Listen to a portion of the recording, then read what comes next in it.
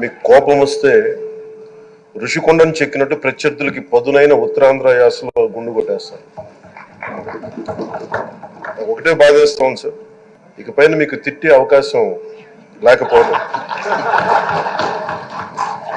కానీ ఇక మీద సభలో ఎవరు తిడుతున్నా దాన్ని ఆఫ్ చేసే బాధ్యత మీ చేతిలోనే ఉంది. మీరే మైక్ ఆఫ్ చేయాలి. అంటే మా చిన్నప్పుడు నేను చూసేవాడు, ఒకసారి అల్లరి చేసే అబ్బాయిని క్లాస్ లీడర్ చేసేవాడు చిన్నప్పుడు మా స్కూల్లో. కానీ ఇన్నాళ్ళు ప్రజలు మీ వాడి వేడి పలుకులు, మీ ఘాటైన వాగ్ధాటి చూశారు. ఈ రోజు నుంచి రాష్ట్ర ప్రజలు మీ హుందాతనం చూస్తారు. డిబేట్స్ వెనకాల దాక్కుని సంస్కారహీనమైన భాషల్ని భావాల్ని రకరకాల మాధ్యాల్లో విరజిమ్ముతూ ఉంటారు. దాని నియంత్రణ మీ ఆధ్వర్యంలో ఇక్కడి నుంచే మొదలవ్వాలి.